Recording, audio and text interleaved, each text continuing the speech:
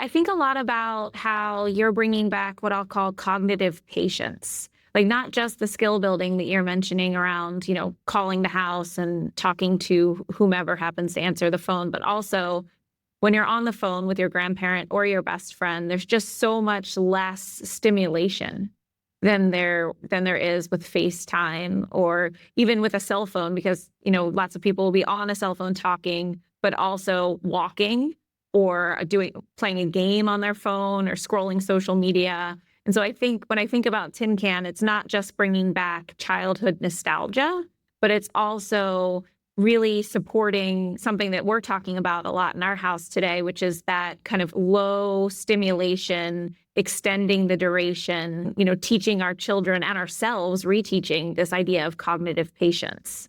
I totally agree. And that is important for adults too, by the way. I was talking to my mom last night at around 10 p.m. I should look at the call log. It was probably 45 minutes on Tin Can. I was on Thatcher's and she was on hers. I gave her one as sort of like for fun and because she's kind of a beta tester too. So we were on a Tin Can to Tin Can call last night. And I was like, how are you liking this? What's the experience? And she was like, I love it. It is hard. I'm so used. She was like, I'm stuck because we made it a plug in the wall phone. We talked a lot about having a lithium ion battery so that you could like move around while you talked. And we all decided it was very important for it to be stationary so that a kid was stuck to their desk or to the wall or wherever the parents set it up. And she mentioned the value she was already seeing and the challenge because she's been wired now for 2 decades that she can't move around while she's on the call. She's usually like vacuuming or doing dishes and I'm on speakerphone. It actually drives me crazy. With her in particular, she's very like, she's a busybody. And so she's always doing something. She's like walking her dogs or feeding them and I'm like, Mom, I can't hear you. There's all this background noise. And so she's like stuck to her chair and she can't get up unless she puts the phone down and walks away. And she self-identified, it's funny that you mentioned this because this was last night at like 10 p.m., self-identified that it was sort of reteaching her to just be singularly focused on the phone call. And then beyond moving around, there's also the reality of your face is buzzing with your phone. And so you're like talking on the phone and the whole time, ding, like all these Slack notifications, email notifications, whatever you have turned on, text messages. And I think anyone would be lying if they said they didn't look at those things while you're like talking on the phone, you're looking at stuff, you're swiping, you're updating your email. So it's another actually reason to go back to why I think it's important to put it in the common space. Things are best when everybody use them. There is,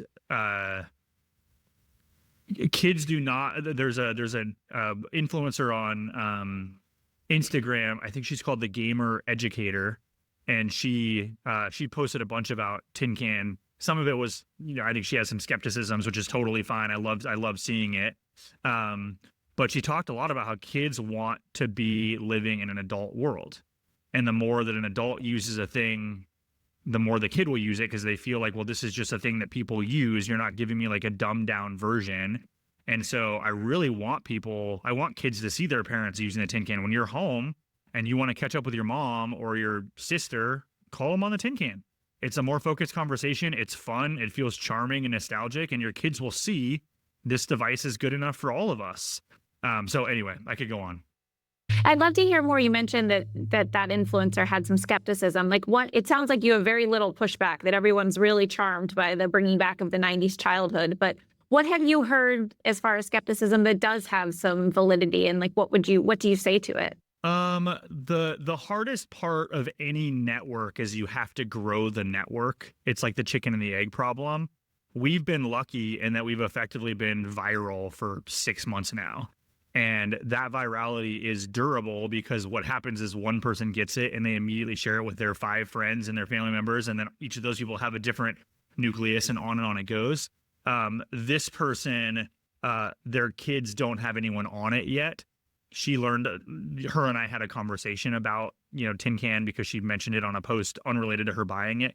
And so one of the skepticism was my kid doesn't have anybody to call yet. And that's totally true. If you're the first in your network to get it, at least as of right now, you'll have to do a little bit of work to educate others. We've seen that be very, very easy for people, which is why we've scaled so quickly. But I think there are certain personality types that will be like the first in their community who will buy it and they'll spread it like wildfire. We have these gifts that we created. I think I call it a GIF, but basically you have like week 0 in a geo, a metropolitan area, and then you have week 4, and then you have week 10, and then you have week 20.